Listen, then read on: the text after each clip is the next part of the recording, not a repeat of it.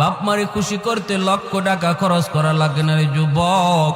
মারে বাবারে খুশি করতে বোয়াল মাছ খাওয়ানো লাগে না।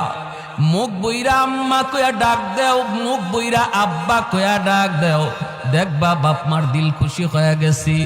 আল্লাহ কয় বান্দা তুই তোর মারে খুশি করলি না, যেন আমি আরশের মালিক রে খুশি কইরা নিলি। রাতের বেলা মাথায় একটু তেল লাগায় দিছো মার, বাবার পায়ের তলায় একটু তেল মালিশ কইরা দিছো। ওই রাতে যদি তোমার মরণ হয়, মায়ের নবীর সুসংবাদ তোমার ব্যাপারে, যত বড় গুনাহগার তুমি হও না কেন, সকাল হওয়া মাত্রই তোমার জন্য জান্নাতের দরজা খোলা। সকাল হওয়া মাত্রই জান্নাতের দরজা খোলা। আর একজন যদি জীবিত থাকে, একজনকে খুশি করো, একটা জান্নাতের দরজা তোমার জন্য খোলা। এরপরে নবী বলেন আমান আসবাহা গাসিয়ান লিল্লাহি ফি ওয়ালিদাইহি আসবাহা লাহু বাবান মাফতুহান মিনান নার।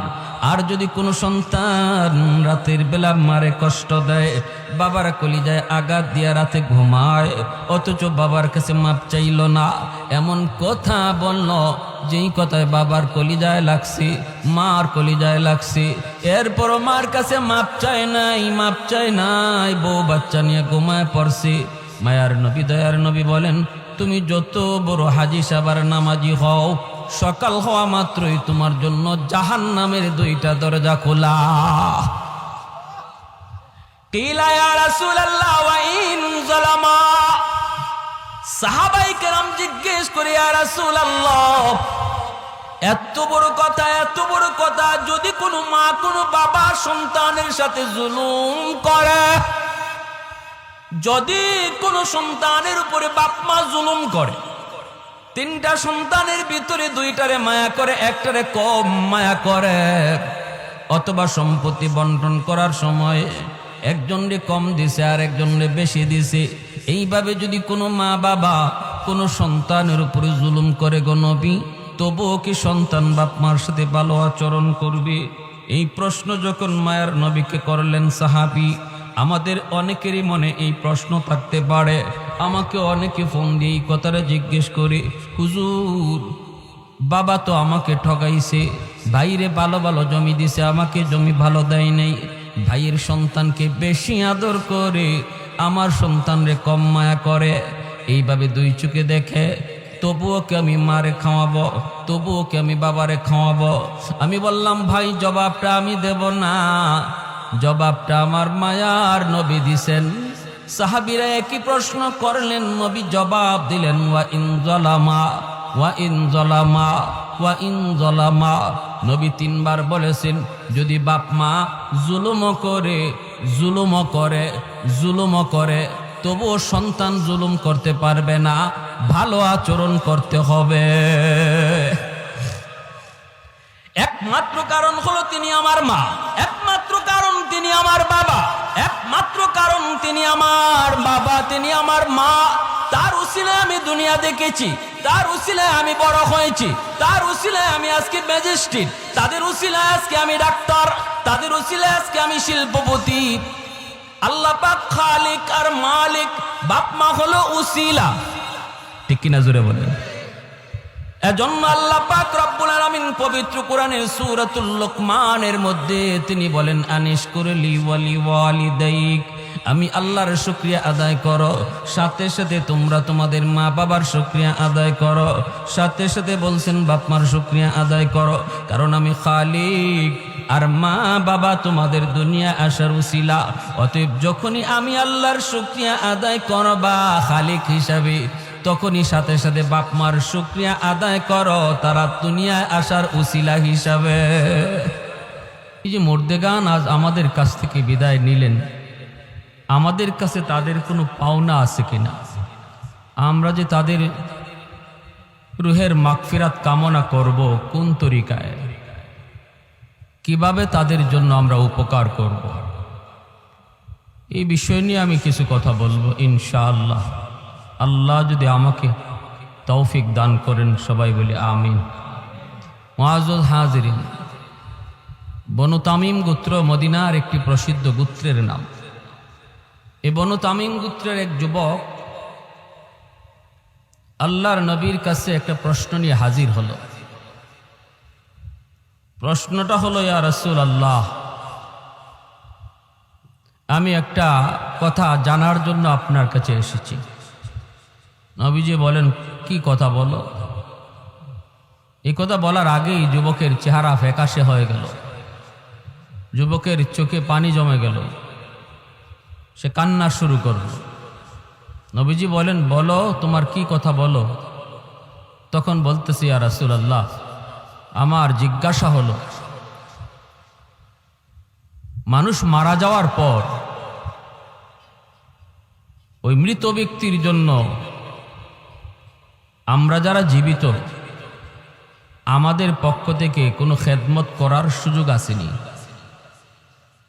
আমরা তো জীবিত মানুষের খেদমত করি, কিন্তু ওই যুবক নবীজির কাছে প্রশ্ন রাখলো, মৃত মানুষের জন্য খেদমতের কোনো ব্যবস্থা আছে কিনা। নবীজি বললেন, কেন বলো?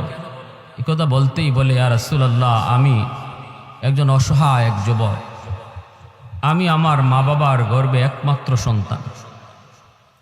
আমার মা আমার বাবা বড় কষ্ট করে আমাকে লালন পালন করেছেন, অভাবী সংসার।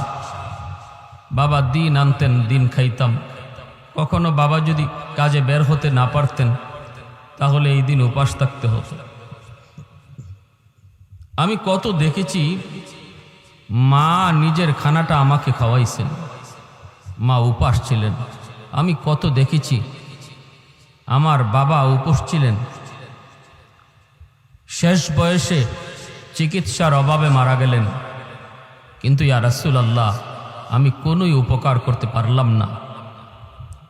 আমার কাছে তখন টাকা পয়সা ছিল না, আমি উপযুক্ত হয়েছি, টাকা পয়সা কামানোর কোনো সুযোগ আমি পাই নাই। চোখের সামনে সে অভাব আর কষ্ট আর কান্না নিয়েই আমার আম্মা আমার আব্বা দুজন কবরে চলে গেলেন। আমি কোনো খেদমত করতে পারি নাই, কোনো খেদমত করতে পারি নাই। এই ধরনের আমাদের মধ্যে আসেনি না? নাই, আছে। যুবক বলতেছে, ইয়া রাসূলুল্লাহ, এখন আল্লাহ আমাকে অনেক সম্পদ দিছে, আমি এখন প্রচুর সম্পদের মালিক, টাকা পয়সার কোনো অভাব নাই, কিন্তু আমারই টাকা দিয়ে কার খেদমত করব? যার খেদমত করার ছিল সে তো নাই, তারা তো নাই। ওগো নবীজি, এখন আমি শুধু রাতের বেলা কান্না করি, চোখের পানি জড়াই, মার সে অভাবের দৃশ্য দেইখা, মার কষ্টের কথা চিন্তা কইরা, বাবার কষ্টের কথা চিন্তা করে, যে আজ আমি চাইলে আমার আম্মাকে আমার আব্বাকে যত বড় ডাক্তার হোক তারে দেখাইতে পারতাম, মাকে একটা ভালো শাড়ি কিনে দিতে পারতাম, আব্বারে একটা ভালো লুঙ্গি কিনে দিতে পারতাম। যখন মা বাবা দুনিয়ায় ছিল তখন আমার তৌফিক ছিল না, আর এখন আল্লাহ আমাকে তৌফিক দিছে, কিন্তু সুযোগ কেড়ে নিয়েছে, মা বাবা কবরে শায়িত। ইয়া রাসূলুল্লাহ, ওগো নবীজি, আমি জানতে চাই, আমি কি আমার আম্মা আব্বাকে কোনো খেদমত করার সুযোগ আছে? এই কথা বইলা যুবক কানতেছে। যুবকের কান্না দেখে আমার আপনার রহমতের নবীও কান্না শুরু করে দিছে। কারণ নবীজি তো মা বাবার কথা শুনলে এমনিতেই নরম হয়ে যান। কারণ জন্মের আগেই তো আমার আপনার নবী বাবা হারাইছেন, বুঝ হওয়া মাত্রই মা হারাইছেন, মার খেদমতের সুযোগও নবী পান নাই, বাবাকে তো চোখেই দেখেন নাই। আব্বা ডাক্তার ভিতরে কত মজা আমার আপনার নবী তা জানেন না। বাবা ডাক দিলে কত মজা লাগে সেটা নবী বুঝতেন না। এজন্য মা বাবার কথা যেই বলতো মায়ার নবী তখনই কান্না শুরু করে দিতেন। রাসূল করিম সাল্লাল্লাহু আলাইহি ওয়াসাল্লাম যুবকের এই কথা শুইনা নবী তাকে সান্ত্বনা দিয়ে বলেন, যুবক, কান্না থামাও, কান্না থামাও। যদিও মা বাবা কবরে শায়িত, যদিও দাদা দাদি কবরে শায়িত, নানা নানি কবরে শায়িত, তবু আওলাদ যদি চায় দুনিয়া তাইকা কবরে শায়িত বাপ মার খেদমত করার সুযোগ আল্লাহ এখনো রেখে দিয়েছে। নবীজি বলেন, 5টা কাজ যদি করো হাদিস শরীফ আল্লাহর নবী বলেন, 5টা কাজ যদি করো আল্লাহ তোমার খেদমত মা বাবার কবরে পৌঁছে দিবে। 5টা কাজ কি কি একটু জানার ইচ্ছা আছে সবার? সবাই জানতে আগ্রহী? আলহামদুলিল্লাহ, যাদের মা বাবা আজকে দুনিয়াতে আছেন তাদেরও জানা দরকার, কারণ একদিন তারা থাকবে না। কে আগে যাবে কে পরে যাবে কেউ জানে না। আসার সময় সিরিয়াল মেনটেন হয়, যাবার সময় কোনো সিরিয়াল নেই, কে আগে যায় কেউ জানে না। আমরা যারা মাটির উপরে থাকব আমাদের জন্য করণীয় কি?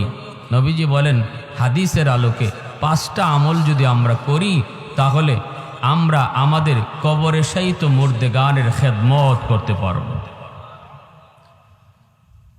আল্লাহর নবী রহমতের নবী বলেন 5টা আমল। 1 নম্বরে নবী বলেন আসসালাতু লাহুমা। নবী বলেন যুবক, 1 নম্বর আমল হলো, 1 নম্বর কাম হলো বেশি বেশি করে তুমি তাদের জন্য দোয়া করো।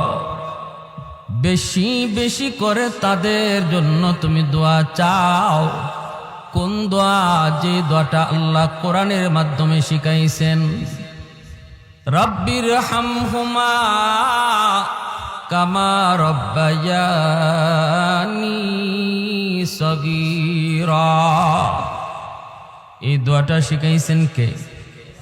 একটু মনোযোগ দিয়ে কথাগুলা শুনব। লম্বা চোরা কোনো বয়ান না, 5টা কথা বলার পরই বয়ান শেষ। একটু মনোযোগ যুবক, একটু দিলটা নরম করে কথাগুলি শুনো রে। আল্লাহ নবী বলে 1 নাম্বার হলো তাদের জন্য দোয়া। যেই দোয়াটা আল্লাহ কোরআনের মাধ্যমে শিখাইলেন। আল্লাহ নিজে বলেন তুমি যদি তোমার বাপ মার জন্য দোয়া করতে চাও আমি আল্লাহর কাছে, তাহলে এইভাবে দোয়া করো। যদি আল্লাহ নিজে দোয়া শিখায় দেন তাহলে বোঝা গেল এইভাবে দোয়া করলে আল্লাহ কবুল করবে, এর গ্যারান্টি আছে, ঠিক না? ফ্যাক্টরির মালিক যদি বলে আমার ফ্যাক্টরিতে যারা চাকরি করার জন্য দরখাস্ত দিয়েছো,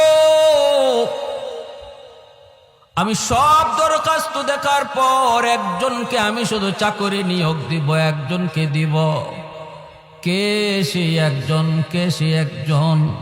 এদের ভিতর থেকে একজনকে ফ্যাক্টরির মালিক, কোম্পানির মালিক নিজেই দরখাস্ত লেখা দিল। ও মিয়া, তোমার বাড়ি আমার এলাকায়, আমি ঢাকায় থাকি, বাড়ি আমার বিবাড়িয়া, তবে এসেছো বিবাড়িয়া থেকে। আমার দেশের মানুষ, তোমাকে আমার বড় পছন্দ হয়েছে, ফ্যাক্টরিতে চাকরি করবা বলে। দরখাস্ত কেমনে লিখবা আমি শিখায় দিই। আমার কাছে দরখাস্ত এইভাবে তুমি লেখো। মালিক যদি দরখাস্ত শিখায় দেয় তাহলে বোঝা গেল আর কারো চাকরি হোক না হোক তারটা হবে 100% গ্যারান্টি। ঠিক তদ্রুপ আল্লাহ পাক কয় তোমরা যারা মার জন্য বাবার জন্য দোয়া করো রে, নিজের থেকে দোয়া করা লাগবে না, আমি আল্লাহ বলে দিই এইভাবে আমার কাছে চাও। বুঝা গেল চাইতে দেরি দোয়া কবুল হতে দেরি না। আল্লাহ পাক কয় রব্বির হামহুমা কামা রাব্বায়ানি সগীরা। এ যুবক, তোমার মা তোমার বাবা শিশুকালে তোমাকে আমাকে যেইভাবে লালন পালন করেছেন, এই দৃশ্যটা হয়তো তুমি ভুলে গেছো, কিন্তু আল্লাহ পাক তিনি ভুলেন না। আল্লাহ পাক জানেন শিশুকালে একজন সন্তানকে তার মা কতটা আদর করেছে, বাবা কতটা আদর করেছে। নিজের না খায় সন্তানকে খাওয়াইছে, নিজের না পইরা সন্তানরে পড়াইছে। কত বাবা ঈদের দিনে সিরা লঙ্গি পরছে, কিন্তু সন্তানরে নতুন কাপড় কিনা দিছে। কত মা ঈদের দিনে নিজে পুরাতন কাপড় পরছে, কিন্তু সন্তানদের নতুন কাপড় কিনে দিছে। রব্বুল আলামিন তিনি বলেন শিশুকালের দৃশ্যটা আমি আল্লাহ এখনো দেখতেছি। তোমার বাবার গায়ের ভিতরে কত অসুস্থতা, এরপরও নিজে ডাক্তার দেখায় না। অসুখ বিসুখ একটা দুইটা নয়, কত অসুখ, কিন্তু তুমি অসুস্থ হয়েছো। রাত কোন একটা না দুইটা, সেই দিকে বাবা তাকায় না। তোমাকে কুলে নিয়ে ডাক্তারের কাছে দৌড় দেয়। বাজারে গেছে, বাবার পকেটে টাকা নাই রে যুবক, বাবার পকেটে টাকা নাই।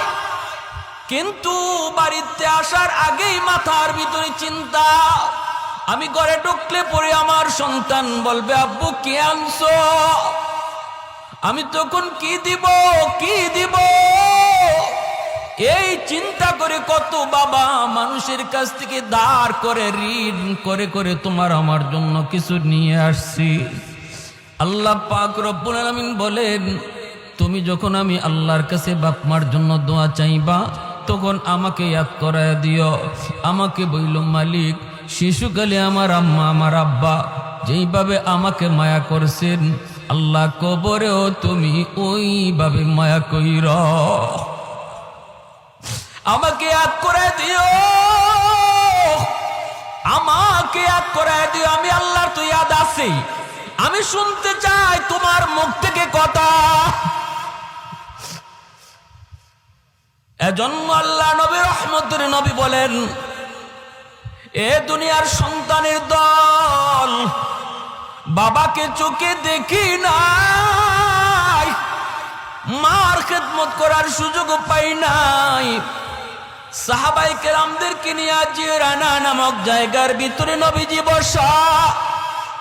হঠাৎ করে সাহাবায়ে কেরাম দেখেন আমার আপনার নবী দৌড় শুরু করলেন।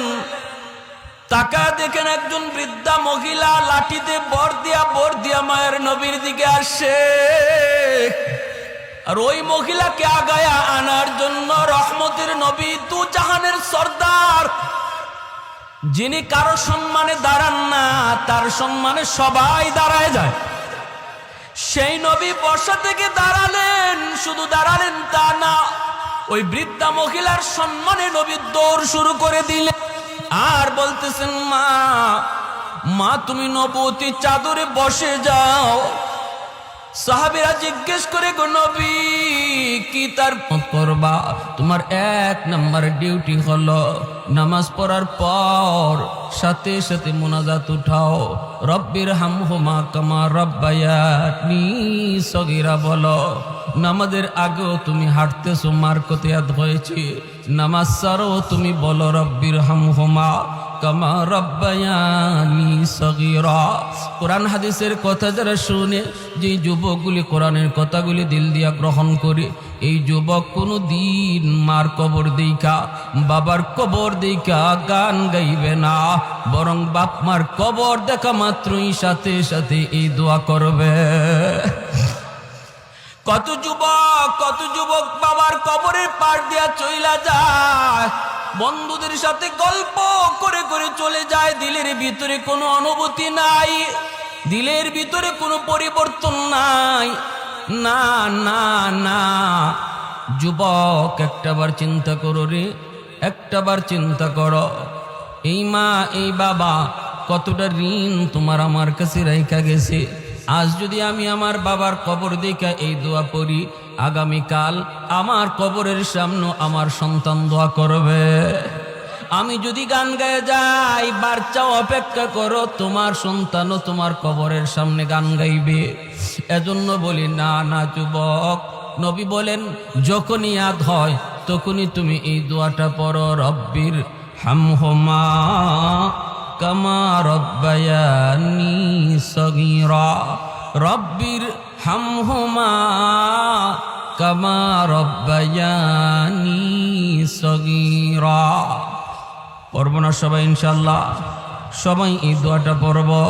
ইমাম সাহেব যখন পড়ে তখন আমিও জবানে জবানে বলবো, শুধু আমিন বলবো তা না, যখনই ইমাম সাহেব বলবে রাব্বির হামহুমা, আপনি আমিও জবানে জবানে বলবো রাব্বির হামহুমা, জবানে জবানে দোয়াটা পড়ব। না না শুধু আমিন বইলেই শেষ না, নিজের জবানেও বলবো ইনশাআল্লাহ। ভাইয়েরা বন্ধুরা, করাচির হযরত হাকিম আক্তার সাহেব রাহিমাহুল্লাহ আল্লাহর বহুত বড় ওলি, করাচির মসজিদে নামাজ পড়েন। হঠাৎ করে দেখেন একজন যুবক বড় সুন্দর করে নামাজ আদায় করলো, ডান হাত তার কাপড় দিয়ে পেঁচানো। নামাজ শেষ হলে পরে আল্লাহর ওলি যুবককে ডাক দিলেন, যুবক বড় সুন্দর করে নামাজ পড়েছো, কিন্তু তোমার ডান হাত কাপড় দিয়ে পেঁচানো কেন? যুবক বলতেছে, ও আল্লাহর ওলি, এই করুণ ইতিহাস, আমি আমার মায়ের গর্ভে একমাত্র সন্তান। আমার মার সাথে বেয়াদবি করার কারণে আমার হাতের মধ্যে পচন দেখা দিয়েছে। পচন, এই পচন ভালো হয় না। আল্লাহর ওলি বলেন, কেন তুমি কি ডাক্তার দেখাও না? ভারত পাকিস্তানের সব ডাক্তার দেখানো শেষ, কেউ রোগ ধরতে পারে না। ডাক্তার বলে, আমরা তো বুঝি না কেন তোমার পচন ভালো হয় না, বরং উপরের দিকে ওঠে, উপরের দিকে ওঠে। আমি বলেছি, ডাক্তার তোমরা আমার রোগ ধরতে পারো না, কিন্তু আমি নিজে আমার রোগ ধরে ফেলেছি। আমার আগুন লাগছে আসমানে, তোমরা পানি দিতেছ জমিনে, এই আগুন কোনো দিন নিভবে না। মার সাথে বেয়াদবি করেছি, মার সাথে বেয়াদবি করেছি, বউয়ের কোথায় মার গায়ে হাত উঠায় ফেলছি, নাউজুবিল্লাহ। যেই মাত্র মার গায়ে হাত উঠেছি, মা হাও মাও করে কান্না করে আর করে, বাবা আজকে তুই বউয়ের কোথায় আমি মার গায়ে হাত উঠে দিলি, একবারও চিন্তা করলি না এই হাতটা মা চুমায়া চুমায়া বড় করছি।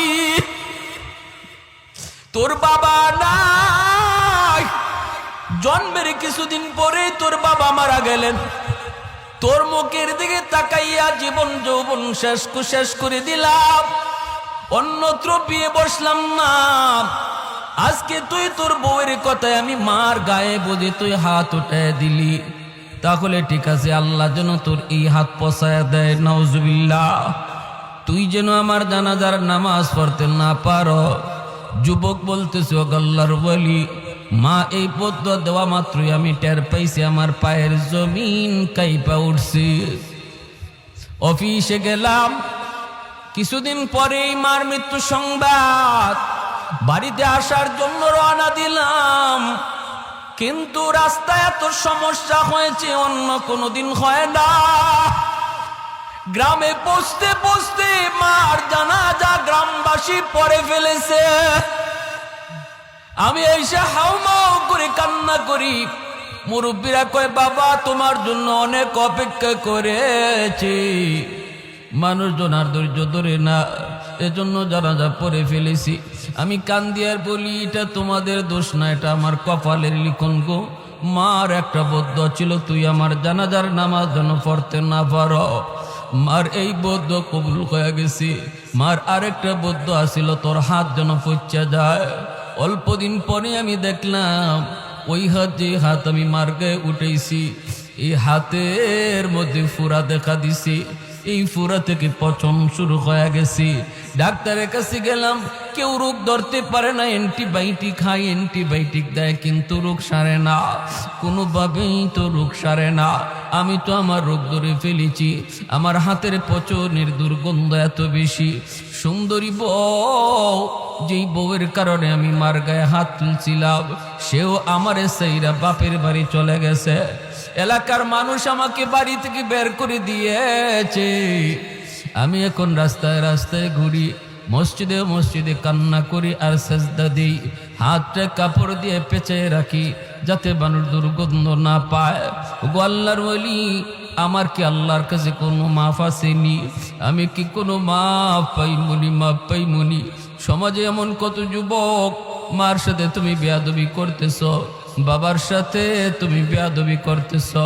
আমার নবী কয়, রাদাল্লাহি ফি রাদাল ওয়ালিদাইন ওয়া সাকাতুর রাব্বি ফি সাকাতিল ওয়ালিদাইন। ওগো আল্লাহ, আমার আল্লাহ তার হাবিবকে ডাইকা কয়, বন্ধু তুমি কয়া দাও, যেই সন্তানের উপরে তার মা তার বাবা রাজি থাকে, আমি আল্লাহ তার উপর রাজি হইয়া যায়। আর যেই সন্তানের উপরে বাপ মা নারাজ, হজ কইরাও আমাকে রাজি করাতে পারবে না, তাহাজ্জুদ পড়াও রাজি করাতে পারবে না, মসজিদ বানায় দিয়েও আমাকে রাজি করাইতে পারবে না যদি বাপ মা রাজি না থাকে। আর যদি বাপ মা রাজি থাকে আল্লাহ বলে আমি রাজি হইয়া যাই। এজন্য রে যুবক, কার গায়ে হাত উঠাইতেছো, কারে বকা দিতেছো? নবীজি বলেন মান আসবাহা মুতিআন লিল্লাহি ফি ওয়ালিদাইহি আসবাহা লাহু বাবান মাফতুহান মিনাল জান্নাহ। কোন সন্তান যদি রাতের বেলা মারে বাবারে খুশি কইরা ঘুমায়, মা তার উপরে খুশি, বাবা তার উপরে খুশি, ওই অবস্থায় যদি যুবক রাতের বেলা ঘুমায়, নবী বলেন সকাল হওয়া মাত্রই তার জন্য আল্লাহ পাক জান্নাতের দুইটা দরজা খুলে দেয়। ফাইন কানা ওয়াহিদান ফাওয়াহিদা, নবী বলেন যদি একজন জীবিত থাকে আর একজনকে খুশিরা কইরা সে রাতে ঘুমায়, মার সাথে বসে একটু গল্প করলো, মার সাথে বসে একটু পরিবারের কথা নিয়ে কথা বলল, মাকে একটু হাসাইল, মার একটা পান বানায়া দিল, ঘুমাইবার সময় মার মাথা একটু তেল মালিশ করে দিল, বাবার পায়ের তলায় একটু তেল লাগায় দিল, বাবার কলিজাটা খুশি হয়ে গেল। এজন্য আল্লাহ নবী বলেছেন যুবক, এক নাম্বার কাম হলো যখনই মার কথা বাবার কথা ইয়াদ হবে এই দোয়াটা পড়বা। আর এই দোয়াটা পড়া মাত্রই সাথে সাথে পড়তে দেরি আল্লাহ পাক তোমার বাপ মার কবরে খেদমত পৌঁছাইতে দেরি হবে না। 2 নম্বরে নবী বলেন ওয়াল ইস্তিগফারু লাহুমা, মার জন্য বাবার জন্য তুমি সাধ্যমতো দান করো, সদকা করো, মসজিদ মাদ্রাসায় দান করো, অভাবী মানুষকে দান করো। মার আত্মীয় অভাবী, বাবার আত্মীয় অভাবী, অভাবী মানুষকে তুমি দান করো। যখনই তাদের নামে তুমি দান সদকা করবা, সাথে সাথে আল্লাহ পাক তোমার মা বাবার কবরে তোমার খেদমত পৌঁছে দিবে। 3 নম্বরে নবী বলেন ইনফাযু আহদিহিমা মিন বাদিহিমা, মা বাবার যদি কোনো মানুষে যদি তোমার মার কাছে বাবার কাছে কোনো পাওনা থাকে, কারো ঋণ লইয়া যদি মা কবরে যায় থাকে, বাবা কবরে যায় থাকে, নবী বলেন 3 নাম্বার হলো বাবার ঋণ পরিশোধ করো। যখনই তুমি বাবার ঋণ পরিশোধ করবা, সাথে সাথে বাবার কবরে তোমার খেদমত পৌঁছায় দিবে কে? আর একটু জোরে বলেন কে? আর একটু জোরে বলেন কে? বাবার ঋণ তুমি পরিশোধ করবা, পৌঁছে দিবে আল্লাহ তোমার খেদমত। ভাইয়েরা, বন্ধুরা, প্রতিবেশীর হক নষ্ট করেছে তোমার বাবা, তুমি জানো 1 হাত 1.5 হাত জায়গা বাবা জোর দখল করে নিয়েছে। তোমার বাবার গায়ে শক্তি ছিল, তারপর পরিবারও বড় ছিল, গোষ্ঠীও বড় ছিল, এজন্য জমি দখল করেছে। তুমি জানো যদি আজকে তুমি বাবার কবরে খেদমত পৌঁছাইতে চাও, গরু জবাই করে জিয়াফত পরে করো, আগে ওই 1 হাত জায়গা ফেরত দিয়া দাও, সাথে সাথে আল্লাহ পাক বাবার কবরে খেদমত পৌঁছে দিবে। তোমার ফুফুদের পূর্ণ হক নষ্ট করেছে, তোমার আব্বা তোমার ফুফুদের হক দেয় নাই তোমার প্রতি দরদি হইয়া, তোমার প্রতি দরদি হইয়া, সন্তানের ভবিষ্যতের কথা চিন্তা কইরা বোনদের হক অনেক ভাইয়েরাই নষ্ট করে। বোনের জমি দেয় না, অথচ বোনের যে অংশ আছে অংশটা ধার্য করেছেন কে? আর একটু জোরে বলেন কে? খালি জমি জমা না, বাড়িও। আসতে মাতেন দিয়ে আপনাদের সমাজে এই কথার প্রচলন আছে নাকি? কয় বাড়িও লই দিবি, বাড়ির অংশ লই দিবি। যত ব্যক্তিতে বাপের বাড়ির থেকে বাড়ির অংশ নিছে, সাথে সাথে বাপের কবর ফাইটে গেছে। নাউজুবিল্লাহ, জোরে কোন ডল লাগায়, বন্ডে ডল লাগায়। আবার কয় বাড়ির অংশটা লই যাইবি, বেড়াইতে আইবি না? তো বেড়াইতে আইবি না, ভাইয়ের বাড়িতে বেড়াইতে আইবি না, সব লইয়া গেলে বেড়াইবে কই? তাহলে বোঝা যায় বেড়ানি যাইতে হইলে আগে জমি রাখা লাগে। এখন যদি জিজ্ঞেস করে কেউ যে তুমি যে তোমার শালির বাড়িতে বেড়াইতে যাও, তুমি যে তোমার সমন্দির বাড়িতে বেড়াইতে যাও, এখানে কয়েকের জায়গা আগে জমা রাখছো? বোনের ব্যাপারে যে বলো যে তুই ভাইয়ের কাছ থেকে সব সম্পদ যদি লইয়া যাস, তাহলে বেড়াইতে আইবি না। তুমি যে অন্যত্র বেড়াইতে যাও অথবা বোনের বাড়িতেও যাও, মাঝে মাঝে যাও, বোনের ওখানে তুমি কয়েকের জমি রাখছো? কথা ঠিক কিনা ধরে বলেন? এই ধরনের ধোঁকাবাজি কথা বইলা যারা বোনের হক দিচ্ছেন না বা দেয় না, মনে রাখবা তুমি যত বড় হাজি হও, যত বড় গাজী হও, কবরে যাওয়া মাত্রই আগুন শুরু হইছে। আর এই আগুন নিবানোর একমাত্র পথ, তার সন্তান যদি চায় যে বাবার কবরে আগুন নিবাই, যদি সন্তানটারে দিন শিখায় থাকো, সন্তানের অন্তরে আল্লাহর ভয় ঢুকায় যাও, যদি সন্তানরে আল্লাহর পরিচয় শিখায় যাও, আখিরাতের ফিকির তার অন্তরে ঢুকায় যাও, তাহলেই শুধু বাঁচার একমাত্র পথ। এই সন্তান যদি মনে করে আল্লাহ আমার আব্বার কবরে আগুন নিবানো দরকার, সেই শুধু পারে এই অংশটা ফেরত দিবে, ফুফুদেরকে ডাকবে, ফুফু না থাকলে ফুফাতো ভাই বোনরা ডাকবে, ডাককে বলবে তোমাদের যে অংশটা আছিল পুরাপুরি লয়ে যাও, পুরাপুরি দিয়া দিবে। যদি তোমার চাচারে ঠগায়া থাকে, চাচারে ডাকো, ডাককে নাইলে চাচাতো ভাই বোনরে ডাকো, ডাককে তাদের অংশটা তাদেরকে বোঝাও। যেদিন বুঝাইবা, যেদিন ফেরত দিবা, ওই দিনই বাবার কবরের আগুন নিববে। কথাটা শক্ত হয়ে গেছে কি ভাই? অসুবিধা হইতেছে আপনাদের? এর আগে 10টা গরু জবাই করে জিয়াফত করলেও কবরের আগুন নিববে না, কবরের আগুন নিববে না।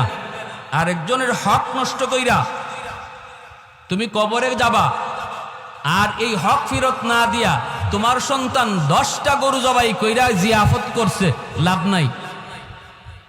এজন্য আল্লাহ নবী বলে, যুবক যদি তুমি তোমার মা বাবার খেদমত করতে চাও, তাহলে 3 নাম্বার কাজ হলো, মা বাবার কাছে যদি কোনো ঋণ থাকে কারো, তারা যদি ঋণ লইয়া কবরে যায় থাকে অথবা কারো হক নষ্ট কইরা কবরে যায় থাকে, সেই হকটা তুমি দ্রুত ফেরত দাও, সাথে সাথে তোমার খেদমত কবরে পৌঁছায় দিবে কে? আল্লাহ। কি ভাই অসুবিধা হইতেছে? কথাগুলা জানার দরকার আছে না নাই? আছে। 4 নম্বর আল্লাহর নবী বলেন, সিলাতুর রাহমিল্লাতি লা তুসালু ইল্লা বিহিমা। আল্লাহর নবী রহমতের নবী বলেন, যুবক 4 নম্বর হলো তোমার মার যাদের আত্মীয় স্বজন আছে, মা দুনিয়ায় নাই কিন্তু মার আত্মীয় স্বজন এখনো দুনিয়ায় আছে। যেমন মামা মায়ের আত্মীয়, খালা মামার মায়ের আত্মীয়, নানা মায়ের আত্মীয়, নানি হলো মায়ের আত্মীয়, খালাতো ভাই বোন মায়ের আত্মীয়, মামাতো ভাই বোন তোমার মায়ের আত্মীয়। মাছকে কবরে যদি তুমি মায়ের কবরের আগুন নিবাইতে চাও অথবা কবরে খেদমত পৌঁছাইতে চাও, নবী বলেন তাদের রক্তের মানুষের সাথে সুসম্পর্ক রাখো। মামাতো ভাই বোনকে ডাকো, খালাতো ভাই বোনকে ডাকো, ওদের বিপদে তুমি পাশে যায় দাঁড়াও। যখনই তুমি একটা ফোন দিয়ে কইবা কিরে ভাই কেমন আছো, কেমন আছো, নবী বলেন যেন তুমি কবরে ফোন লাগাইছ। মার কবরে তোমার ফোন লাগাই দিবে আল্লাহ। তুমি ফোন দিছো মায়ের রক্তের মানুষ কেমন আছে, কিন্তু আজকে আমাদের চিত্র হলো এমন, নিজের মানুষ পর হয়ে যায়, পর আপন হয়ে যায়। ঠিক কিনা জোরে কোন? আজকে পর আপন হয়ে যায়, আপন পর হয়ে যায়। মামা চিকিৎসার অভাবে মারা যায়, বাগনা খবর নেয় না। মার নামে গরু জবাই করে, কিন্তু মামা অসুস্থ। হাদিস জানি না, আমার নবীর কথা জানি না, বিদায় আমরা বুঝি না, আমল করি না। মায়ার নবী দয়ার নবী বলেন যে যুবক, একজন যুবক আমার নবীর সামনে শুধু দাঁড়ানো, আর রহমতের নবী সরওয়ারে দু জাহান তিনি ওয়াজ করেন। বক্তা হলেন একজন, শ্রোতা হলেন একজন। নবী 4 নম্বরে বলেন, বাবা তোমার দুনিয়াতে আজকে জীবিত নাই, কিন্তু বাবার আত্মীয় স্বজন দুনিয়ায় আছে, দাদা আছে, দাদি আছে, চাচা আছে, চাচি আছে, ফুফু আছে, ফুফা আছে, ফুফাতো ভাই বোন, এরা হলো তোমার বাবার রক্তের মানুষ। এরে যুবক, যদি বাবার কবরে তুমি খেদমত পাঠাইতে চাও, বাবার রক্তের মানুষগুলির খবর নেও, এদের সুখে দুঃখে তুমি পাশে থাকো, সাথে সাথে আল্লাহ পাক তোমার খেদমত বাবার কবরে পৌঁছায় দিবে কে? আমরা সপ্তাহে অন্তত একবার ফোন করতে পারি। আরে ভাই, ফোন দিলেই যে টাকা দেওয়া লাগবে তা তো না, ঠিক না? মাসকে মাস চলে যায়, ভাতিজা চাচার খবর নেয় না, ভাগনা মামার খবর নেয় না, খালার খবর নেয় না। সপ্তাহে অন্তত একবার যদি ফোনের ব্যবস্থা করি। এখন তো একটা সুযোগ হয়ে গেছে, একটা সুযোগ, ফোনের কারণে বাড়িতে যাওয়া লাগে না। টেলিফোনে যেমন কিছু ক্ষতি আছে, লাভও আছে। এই লাভটা তো আছে, আমি ডায়েরির মধ্যে আমার মায়ের আত্মীয় স্বজন যারা, তাদের নাম আমি ডায়েরিতে লিখতে পারি। এই ডায়েরির ডান দিকে আমি তাদের মোবাইল নাম্বারটা উঠায় রাখলাম। বাবার আত্মীয় স্বজন কারা কারা জীবিত, এদের নাম ডায়েরিতে আমি লিখলাম। ডান দিকে মোবাইল নাম্বারটা সংগ্রহ করে রাখলাম, আর উপরে লিখে রাখলাম সপ্তাহে একবার ফোন দিব, সপ্তাহে একবার ফোন দিয়ে খবর নিব। বাইরে মনে রাখবা, এটা বহুত বড় হাদিসের উপরে আমল তোমার হয়ে যাইতেছে রে।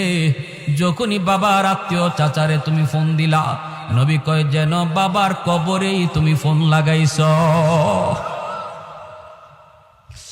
ভাইরে কত সুন্দর আমল নবী বুঝা দিতেছেন যুবককে।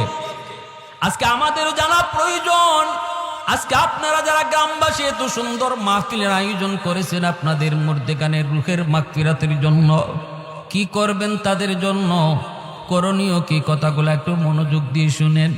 এরপরে মায়ার নবী দয়ার নবী বলেন 5 নম্বর, ইকরামু সাদিকিহিমা মিন বাতিহিমা।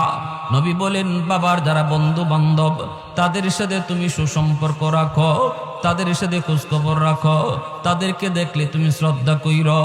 বাবা যাদের সাথে চলতো, বাবার বয়সের মানুষ যাদের সাথে বাবা চলতো রে, ওই মানুষগুলাকে পাইলে পরে বাবার মতো শ্রদ্ধা কইরো, সালাম দিও। আর বইল চাচা আব্বা থাকতে কত বাড়িতে আসতেন, আজকে আমার বাবা নাই, এজন্য বাড়িতে আসেন না। চাচা একটু বইসা যান, এক কাপ চা খায়া যান, পাইলে বাজারে পাইছো একটু ধরো আদর করে একটা চা খাওয়া দাও, একটা পান খাওয়া দাও, এতটুকু তুমি তার খোঁজ খবর নেও। মায়ার নবী দয়ার নবী বলেন যখনই বাবার কোনো বন্ধুরে পায়া বাবার মতো শ্রদ্ধা করবা, সাথে সাথে তোমার বাবার কবরে খেদমত পৌঁছায় দিবে আল্লাহ। মা আজকে দুনিয়ায় নাই, কিন্তু মার বান্ধবী আছে, মার সমবয়সী মহিলা আছে, পাইছো বলতেছো চাচি একটু বাড়িতে উঠেন, এক কাপ চা খেয়ে যান। ঈদের সিজনে মা যেই মহিলাদের সাথে চলতো, এমন গরিব একটা মহিলা দেইকা নতুন কাপড় কিনে দেন। মায়ার নবীর বাসায় যেন তুমি তোমার মার এই নতুন কাপড় কিনে দিছ। এইভাবে আল্লাহর নবী যুবককে একটা ওয়াজ করলেন আর বললেন 5টা আমল যদি করো, যখনই সন্তান বাপ মার নামে এমন কোন দান সৎকা করে, এমন কোন ভালো আমল করে, আল্লাহ কেমনে সাথে সাথে পৌঁছায়। জুনাইদ বাগদাদি রহমতুল্লাহি আলাইহি তিনি ঘুমাইছেন, স্বপ্নে দেখেন একজন মানুষ, চেহারাটা জাহান্নামী চেহারা, কানতেছে, কালো কুৎসিত, আযাবের চিহ্ন তার চেহারার মধ্যে রয়েছে। জুনাইদ বাগদাদি রহমতুল্লাহি আলাইহি বলেন কে গো, কি তোমার পরিচয়? লোকটা বলতেছে হুজুর আপনি আমাকে চিনবেন না, আমি আপনার এলাকারই একজন মানুষ, বহু আগে আমার মরণ হয়েছে, কিন্তু কবরে আমি শান্তিতে নাই, কবরে আমি শান্তিতে নাই গো, কবরের মধ্যে আমি আযাবে আছি। আমার দুনিয়াতে কোনো সন্তান নাই, আছে শুধু একটা মেয়ে সন্তান। আমার আল্লাহ আমাকে জানাইছে আমার মেয়েটা যদি আমার জন্য আল্লাহর কাছে কোনো ভালো কাজ করে, এই উসিলায় আল্লাহ আমাকে মাফ করে দিবে। আমার নামে যদি সদকা করে, আমার নামে যদি কোনো ভালো কাজ করে, আল্লাহ আমারে মাফ করে দিবে। কারণ সন্তান যখন বাপ মার জন্য কোনো ভালো কাজ করে অথবা দোয়া করে, সন্তানের জন্য বাপ মায়ের দোয়া করলে যেমন সরাসরি কবুল, সন্তানও যদি বাপ মার জন্য দোয়া করে এই দোয়াও সরাসরি কবুল। সালাসাতুন দাওয়াতুম মুস্তাজাবাতুন লা শাক্কা ফীহ, দাওয়াতুল মাজলুম ওয়া দাওয়াতুল মুসাফির ওয়া দাওয়াতুল ওয়ালিদ আলা ওয়ালাদিহি। আল্লাহ নবী রহমতের নবী বলেছেন 3 ব্যক্তির দোয়া সরাসরি আল্লাহর দরবারে কবুল হয়। এক হলো মজলুমের দোয়া, আর এক হলো মুসাফিরের দোয়া, আর এক হলো বাপ মার দোয়া। বাপ মার দোয়া যেমন কবুল, সন্তানের দোয়াও বাপ মার জন্য কবুল। জুনাইদ বাগদাদি কই এবার আমার কাছে কি চাও? কয় হুজুর আমি আপনার কাছে একটু সাহায্য চাই, যদি আমার মেয়েটার একটু খবর দিতেন যে আমি বড় বিপদে আছি, সে যদি আমার নামে একটু সদকা করে আল্লাহ আমাকে মাফ করে দিবে। জুনাইদ বাগদাদির ঠিকানা লইয়া ঘুম থেকে উইটা ওই মেয়েটার সংবাদে তিনি বের হয়ে গেলেন। এলাকার মানুষকে তিনি জিজ্ঞেস করেন, মহিলা মানুষেরা কয় হুজুর মহিলাটা বড় খারাপ, ওর কাছে আপনি কেন যাইবেন, ওর চরিত্র ভালো না। জুনাইদ বাগদাদি কয় আমি চরিত্র ভালো মন্দ বুঝি না, আমাকে বলো কোথায় গেলে পাবো। কয় নদীর ঘাটে গোসল করে। জুনাইদ বাগদাদি তিনি নদীর পাড়ে আইসা দাঁড়ায় রইলেন। মেয়েটা গোসল শেষ করে আইসা কয় মৌলবি তুমি আবার কি চাও? জুনাইদ বাগদাদি কয় মা আমি চাই না, আমি একটা খবর নিয়ে এসেছি। কয় কার খবর? কয় তোমার বাবার খবর। কয় আমার বাবার কিসের খবর? বাবা তো বহু আগে কবরে। বাবার আবার খবর কিসের? জুনাইদ বাগদাদি কয় তোমার কবরের বাবার সংবাদ। কি খবর? মারে তোমার বাবা কবরের মধ্যে আযাবে আছে, স্বপ্ন যুগে আমাকে দেখাইছে, আমার কাছে একটু সাহায্য চাইছে রে মা, আমি যেন তোমাকে এই সংবাদটা দিই। তুমি যদি তার নামে একটু দান সৎকা করো, আল্লাহ পাক তোমার বাবার কবরের আযাব আল্লাহ মাফ করে দিবে। এই কথা বলতি যে গুনাহ করে, অতিরিক্ত গুনাহ করার কারণে মানুষের কলিজা শক্ত হয়ে যায়। একটা দুইটা গুনাহ করে তখন কলিজায় দাগ পড়ে, এক পর্যায়ে কলিজাটা গুনার কারণে শক্ত হয়ে যায়। মহিলাটার কলিজা শক্ত হয়ে গেছে। জুনাইদ বাগদাদির দিকে এক মুঠ পানি হাতে নিয়া ঢিল মারছে ঠাট্টা কইরা, আর কয় এইটুকু পানি আমার বাপের রুহের মাগফিরাতে সদকা করলাম। জুনাইদ বাগদাদি দেহটা সরায় নিলেন, পানিটা ওনার দেহে পড়ল না, পানিটা পড়ল মাটিতে। আর জুনাইদ বাগদাদি তিনি চলে গেলেন আফসোস করে করে, হায় রে এমন সন্তান বুঝি হয় যেই সন্তানের জন্য বাবা রাতকে দিন বানাইল, যেই সন্তানের জন্য বাবা রক্ত পানি করলো, মাথার গাম পায়ে ফালাইল, এই সন্তান বুঝি বাবার জন্য এই করে। কষ্ট পেয়ে তিনি বাড়িতে চলে গেলেন, রাতে ঘুমাইলেন, স্বপ্নে দেখেন ওই মানুষটা, গত রাতের মানুষটা জান্নাতি চেহারা লয়া সামনে হাজির। আল্লাহর ওলি বলে ভাই কি খবর? চেহারা পরিবর্তন কেমন করে হলো? হাসি খুশি চেহারা। হুজুর আমি আপনার কৃতজ্ঞতা স্বীকার করতে এসেছি, শুকরিয়া জানাইতে এসেছি। জুনাইদ বাগদাদি কয় কই তোমার মেয়ে তো কিছুই করলো না, আমি তো খবর ঠিকই শুনাইছি, তাহলে পরিবর্তন কেমনে হলো? এইবার লোকটায় কয় হুজুর আমার মেয়েটা যে পানি ছিটা দিছে আপনার দিকে, এই পানিটা আপনার গায়ে লাগে নাই, পানিটা পড়ছে মাটিতে। একটা পোকা অনেক দিন যাবৎ পানির তৃষ্ণায় ছটফট করতেছিল, জানজায় অবস্থা। এই পোকার মুখে যখন পানির ছিটাটা যায় পড়ছি, পোকা পানি পান কইরা তার জীবন রক্ষা পাইছে। পোকায় দোয়া করেছে আল্লাহ যার উসিলায় জীবন ফিরে পাইলাম, আল্লাহ তুমি তারে মাফ করে দাও। এই উসিলায় আল্লাহ আমাকে মাফ করে দিছে। मैं तालिब मौला हूँ मेरे इश्क निराला,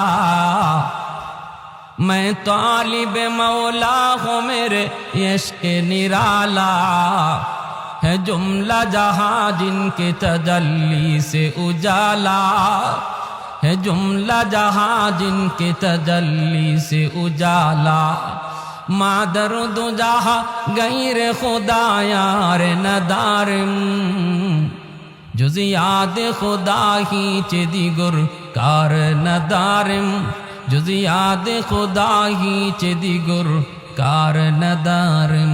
जुरे कोन আল্লাহু আকবার। তাহলে মা বাবার জন্য আমাদের করণীয় কি, এটা আমরা হাদিসের আলোকে জানলাম। কয়টা আমল? আর একটু জোরে বলেন কয়টা? 1 নম্বরে দোয়া, 1 নম্বরে, 2 নম্বরে দান সদকা করবো ইনশাল্লাহ, 3 নম্বরে বাপ মা কারো ঋণ কারো হক মাইরা থাকলে হক ফেরত দেওয়া। এটা একটু কষ্ট হবে, এরপর আমি বলবো যদি বাপ মার আদর্শ সন্তান তুমি হয়ে থাকো, যদি বাপ মার নেক সন্তান হয়ে থাকো, সম্পদের প্রতি লোভ করো না, কারণ এই সম্পদ তোমার হাতে থাকলে তুমি কবরে গেলেও আগুনে জ্বলবা যদি তোমার সন্তান ওইটা ফেরত না দেয়। ঠিক কি না? হ্যাঁ, আমি যে জিনিস কবরে সাথে লয়ে যাইতে পারলাম না, এই জিনিসের কারণে কবরে আমি মাইর খাইমু, জাহান্নামের আগুনে জ্বলমু, অথচ এটা জানার পরেও আমি দুনিয়া থাকতে এটার ব্যবস্থা করলাম না, সে বুদ্ধিমান না বোকা? জোরে বলেন, বুদ্ধিমান না বোকা? বোকা, সে বোকা। এজন্য আমার ভাই সাবধান, বোনদের হক কেউ নষ্ট করব না, ছোট ভাইয়ের হক নষ্ট করব না, প্রতিবেশীর হক নষ্ট করব না। এটা খতরনাক কবিরা গুনাহ। আপনার মৃত্যুর পর যদি আপনার সন্তান এটা ফেরত না দেয়, আপনার বাঁচার কোনো পথ নাই, কোনো পথ নাই। কিন্তু সন্তানের দিল তৈরি হলে তো, সন্তান যদি আমি ওইভাবে গইরা তুলি, সন্তানরা যদি দিন শিখায়া যায়, সন্তানরা যদি আখেরাত বুঝায়া যায়, সন্তানরা যদি আল্লাহর পরিচয় জানায়া যায়, তাহলে তো এতটুকু করবে। এতটুকুও তো আমরা করি না, ঠিক কিনা জোরে কর? এতটুকুও তো করি না। তাহলে আমি কেন এত বড় বোকা সাজবো? আমি কেন এই কাজ করব যেই কাজের কারণে আমার মরণের পরে আমার শাস্তি পাইতে হবে, আর বুক করবে অন্যরা, শাস্তি পাইমো আমি, খাইবো আরেকজনে, আর শাস্তি পাইমো আমি। এজন্য 3 নম্বর কাজটা হলো আমরা তাদের হক ফিরে, মানুষের হক ফিরে দিব। 4 নম্বর হলো তাদের আত্মীয় স্বজন যারা আছে তাদের সাথে খোঁজ খবর রাখবো। আমার সাথে একটু হাত তুটাইয়ে বলবেন, সপ্তাহে একবার আমরা এরকম ডায়েরির মধ্যে নাম লিখে আত্মীয় স্বজনের, সপ্তাহে না পারি 2 সপ্তাহে একবার আমরা তাদের নাম্বারে ফোন দিয়ে খোঁজ খবর নিব। আমার নবীর হাদিসের উপরে এই আমলটা কারা করতে রাজি আছি? একটু হাতটা উঠে আল্লাহরে দেখা। আল্লাহ তুমি কবুল করো, জোরে বলে না আমি। আজকে কালকে বাজারও যাইয়া আমরা একটা ডায়েরি কিনবো ইনশাল্লাহ। কোন একটা ডায়েরি কিনবো, কিনা এই ডায়েরির মাঝে আমার মার আত্মীয় কারা কারা জীবিত আছে, বাবার আত্মীয় কারা কারা জীবিত আছে, তাদের নাম লিখবো, নাম্বার, মোবাইল নাম্বার যদ্দূর ফারি আমার কাছে জানা আছে লিখবো, না জানা থাকলে সংগ্রহ করব, সংগ্রহ করে লিখে রাখবো। এই ডায়েরিটা থাকবে আমার কাছে, আমি উপরে লিখে রাখবো। আমি সপ্তাহে পারবো না, মাসে একদিন ফোন দিব। দেন মাসে একদিন ফোন, মাসে একদিন ফোন দিয়ে শুধু খোঁজ খবরটা নেবেন। বাইরে কেমন আছো তোরা, বোন রে কেমন আছো তোরা, এতটুকু খোঁজ দেন। আজকে আমি শিল্পপতি হয়ে গেলে, কোটিপতি হয়ে গেলে আমার স্বাস্থ্যবাইয়ের কোনো খবর রাখি না। হে রিক্সা চালায় না হে ভ্যান চালায়, এরকম কোনো খবর নাই। আমি লাখ লাখ টাকা মসজিদ মাদ্রাসায় দান করতেছি, কিন্তু আমার রক্তের মানুষ অসহায় না খায়া মরতেছে, এতে আল্লাহ এত খুশি না। ঠিক কিনা জোরে কোন? এত খুশি না। বাবার আত্মা খুশি না, বাবার রুহের মাগফিরাত এই আমলে হবে না যতটা আমলে হবে বাবার রক্তের মানুষের প্রতি খোঁজ খবর রাখলে। বিপদে পড়ে গেছে, চিকিৎসার অভাবে চিকিৎসা করাইতে পারতেছে না, বাবা নাই কিন্তু চাচা চিকিৎসার অভাবে টাকা পাইতেছে না, আপনি এখানে টাকাটা দেন। আল্লাহ নবী বলেন, বাবার রক্তের মানুষের খোঁজ নিবা, সাথে সাথে আল্লাহ তোমার বাবার খোঁজ খবরে নিবে। সুবহানাল্লাহ। আমার ভাই 5 নাম্বার হলো মা বাবার বন্ধু বান্ধব যারা, যদি বন্ধু বান্ধব না পাই, মার বয়সের মহিলা পাওয়া যায়, বাবার বয়সের পুরুষ মানুষ পাওয়া যায়, মুরব্বী মানুষ পাওয়া যায় বাবার বয়সের, বাবা এদের সাথে চলতো, এদেরকে দেখলে পরে সালাম কালাম দিয়া মুসাফা কইরা একটু ভালো করে জিজ্ঞেস করো। ক্ষমতা থাকলে ঈদের দিনে একটা গেঞ্জি কিনে দাও, চাচা একটা গেঞ্জি নাও, বাবা থাকলে বাবারে তো একটা গেঞ্জি কিনে দিতাম, আব্বা থাকলে আব্বার একটা লঙ্গি কিনে দিতাম, নাও তুমি নাও। এভাবে যদি তুমি তাদের অন্তত খোঁজখবর নাও, একটু তাদের সাথে শ্রদ্ধার নজরে কথা কও, আল্লাহ নবী বলেন সাথে সাথে তোমার খেদমত আল্লাহ বাবার কবরে পৌঁছে দিন। এই 5টা আমল কারা কারা করতে রাজি? হাত উঠে আল্লাহকে দেখান। আল্লাহ তুমি কবুল করো, মঞ্জুর করো। আর এই যে যুবকগুলি দিলের কান্দে কথাগুলি শুনছে, আল্লাহ তাদের আম্মা আব্বার নেক হায়াত তুমি বাড়ায়া দাও। যারা কবরে চলে গেছে তাদের জন্য তোমার নবীর হাদিসের আলোকে আমলগুলি করার তৌফিক দাও। সবাই বলে আমিন। ওয়া আখির দাওয়ানা আনিল হামদুলিল্লাহি রাব্বিল আলামিন।